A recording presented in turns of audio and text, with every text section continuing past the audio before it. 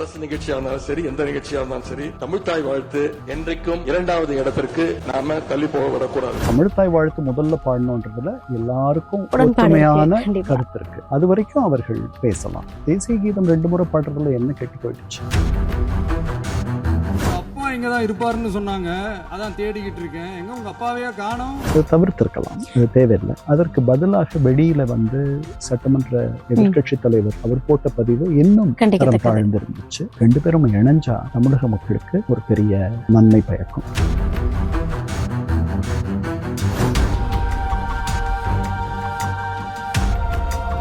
குறைக்க முடியுமா, இதை போக்க முடியுமான்ற கேள்வியை விட நமக்கு வேற வழி இல்லை, வேற தேர்வு இல்லை. நமக்கும் வெளிநாட்டில் இருக்க வெள்ளைக்காரர்களுக்கும் உள்ள வித்தியாசம் என்னன்னா, மதுவை அவர்கள் ரசித்து சாப்பிடுவார்கள், ஆனால் அதற்கு அடிமையாக ஆகிவிட மாட்டார்கள். இங்க நம்ம ஆட்கள் அப்படியே அதுல விழுந்துடுறாங்க. சட்டம் ஒழுங்கு முற்றிலுமே சேதாரமாக இருக்குது அப்படின்ற ஒரு விமர்சனத்தை வைக்கிறாங்க இல்லையா? அவங்க என்னங்கம்மா 45 நாள் ஆயிருக்கு. இவங்க கிட்ட வேலை செய்யற அதே போலீஸ் அதிகாரிகள் தான் அவங்க கிட்ட வேலை செய்யறாங்க. இவங்க மேலோட்டமா அவங்கள வழிநடத்த முடியுமே தவிர நம்முடைய போலீஸ் துறையே மிக மிக மிக பழுதான ஒரு துறையா இருக்கு.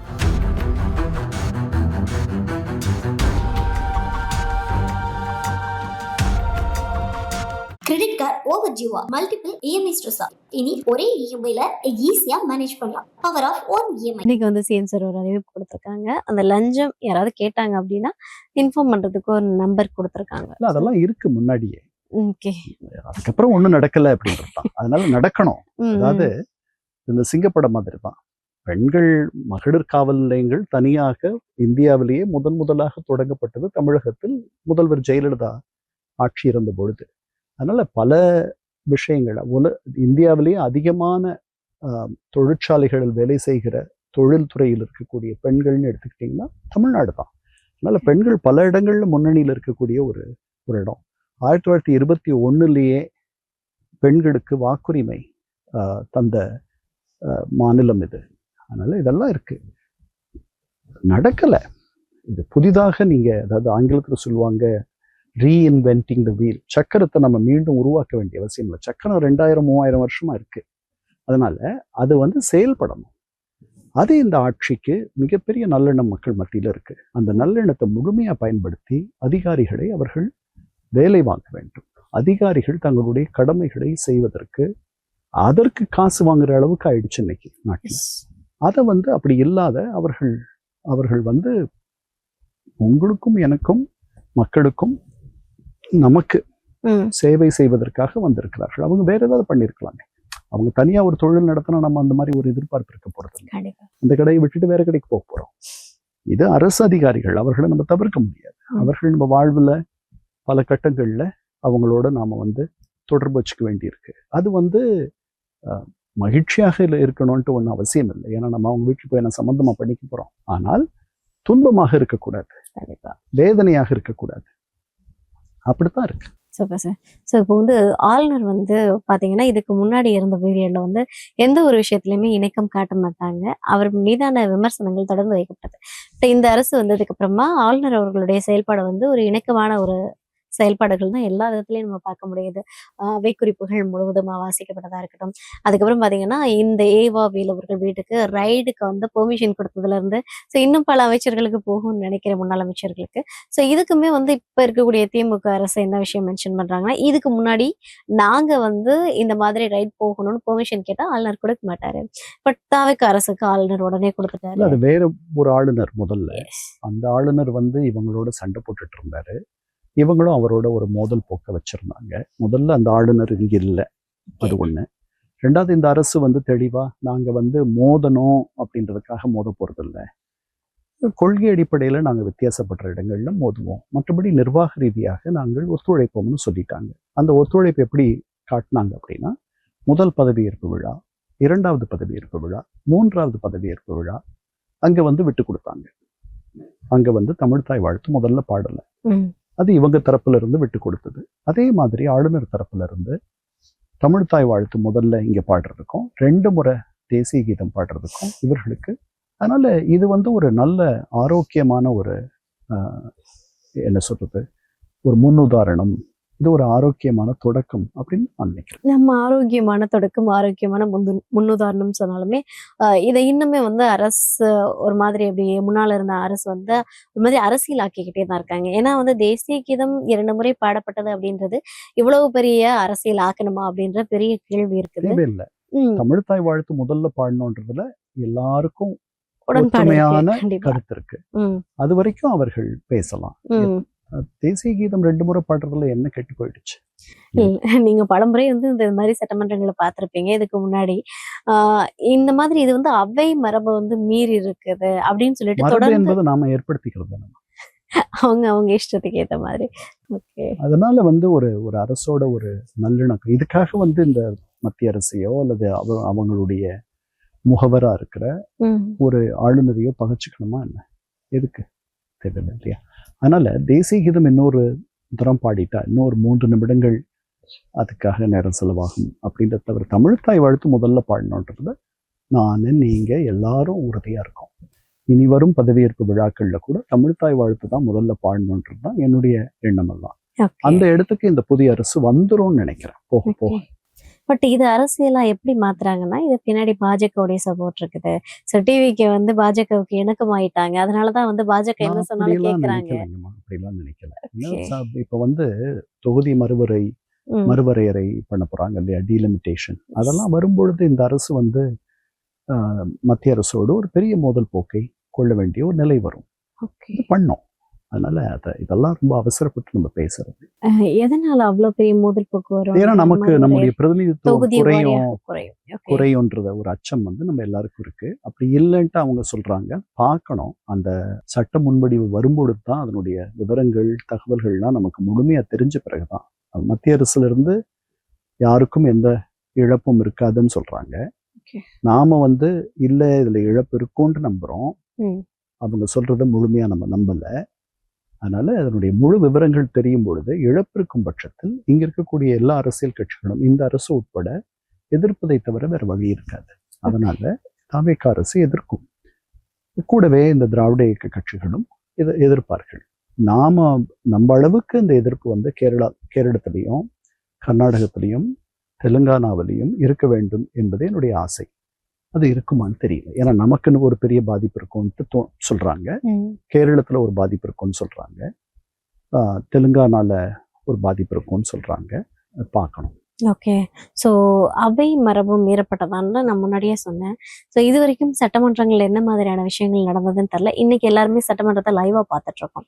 ஸோ சிஎம் அவர்கள் ஒரு செய்கை செஞ்சதா இருக்கட்டும், இல்லைன்னா அப்பாவை காணோன்னு பேசினதா இருக்கட்டும், இதை வந்து எதிர்கட்சிகள் வந்து தொடர்ந்து விமர்சனம் பண்ணிட்டு இருக்காங்க. நான் என்ன கேட்கிறேன், இந்த மாதிரியான ஒரு விஷயங்கள் சட்டமன்றத்துல செய்யறது அப்படின்றது ஏற்புடையதா இருக்கும்னு நினைக்கிறீங்களா சார்? நம்முடைய ஒரு கடந்த 50-60 ஆண்டு கால தமிழக சட்டமன்றத்தை நீங்க பார்த்தீங்கன்னா நிறைய மலினமான பேச்சுக்கள்லாம் தமிழக சட்டமன்றத்தில் நடந்திருக்கு. தமிழக சட்டமன்றத்தில் போலீஸ் தடியடி நடந்திருக்கு 89ல்,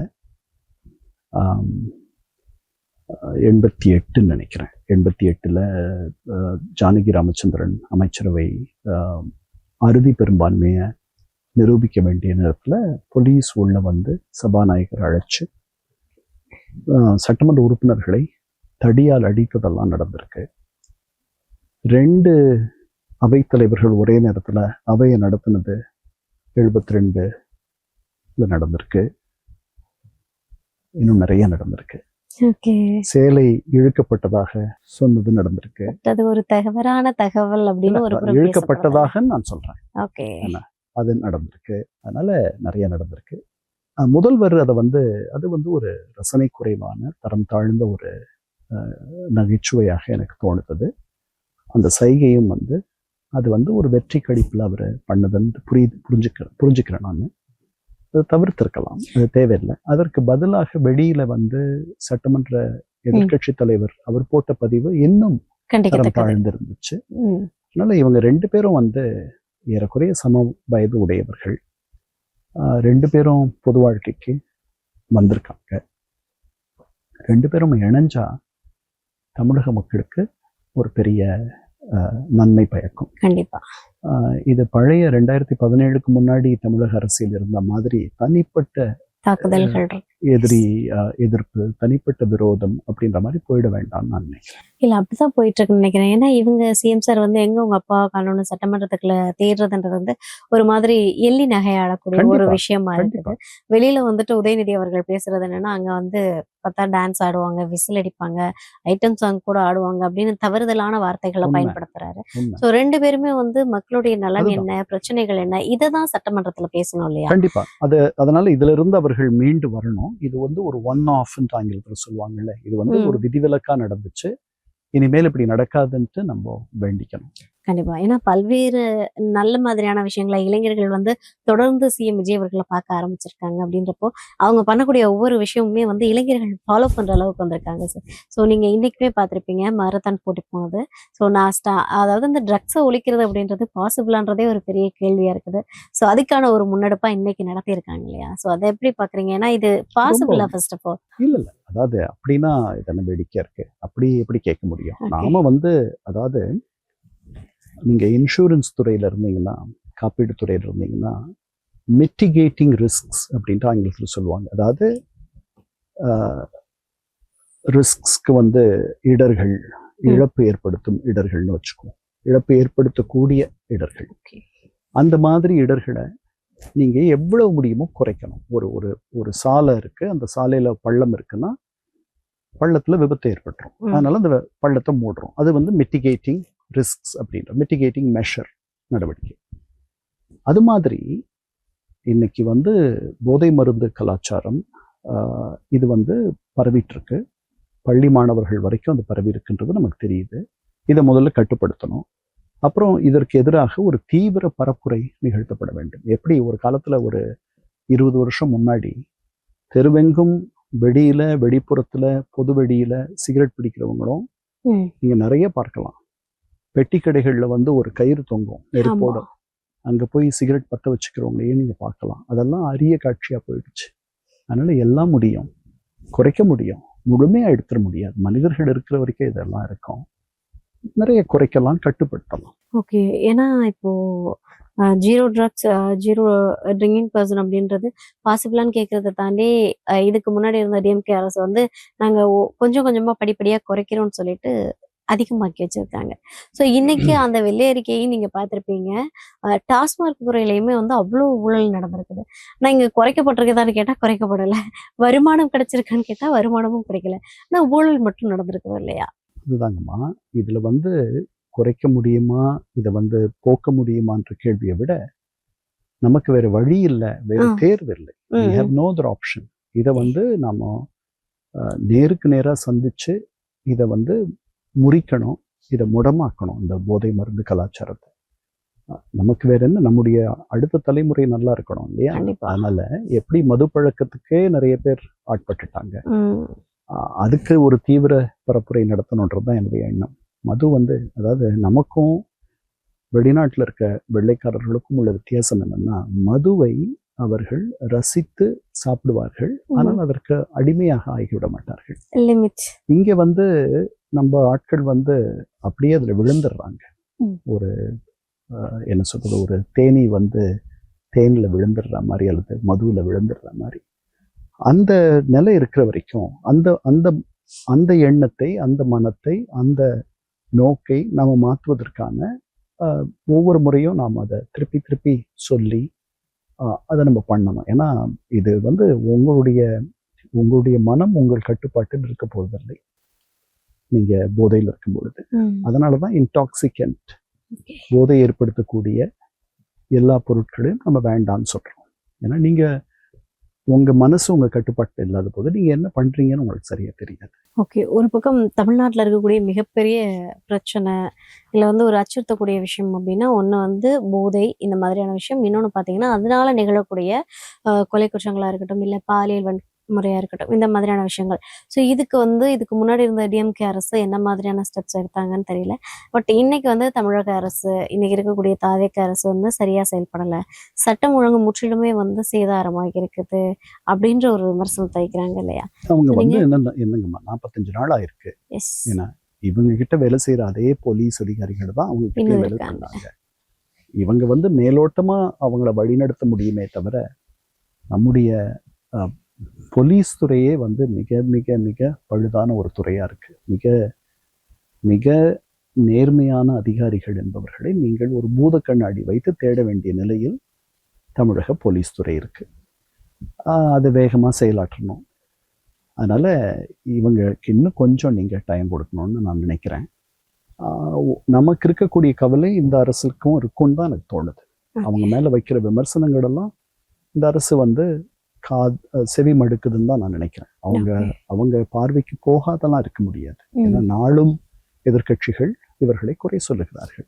தோழமை கட்சிகளே வந்து சில நல்ல யோசனைகளை முன்வைக்கிறார்கள். இந்த மாமன் சீரெல்லாம் நீங்க வேற மாதிரி பண்ணுங்க அப்படின்லாம் சொல்றாங்க. அதனால இதெல்லாம் அந்த அரசுக்கு உதவி செய்வதற்கு தான். இதை வந்து நம்ம ஒரு குறையா எடுத்துக்காது, ஆக்கப்பூர்வமான ஒரு யோசனையா எடுத்துக்கலாம். கிரெடிட் கார்டு ஓவர் டியூவா, மல்டிபிள் இஎம்ஐ ஸ்ட்ரெஸ்ஸா, இனி ஒரே இஎம்ஐல ஈஸியா மேனேஜ் பண்ணலாம். Power of one EMI.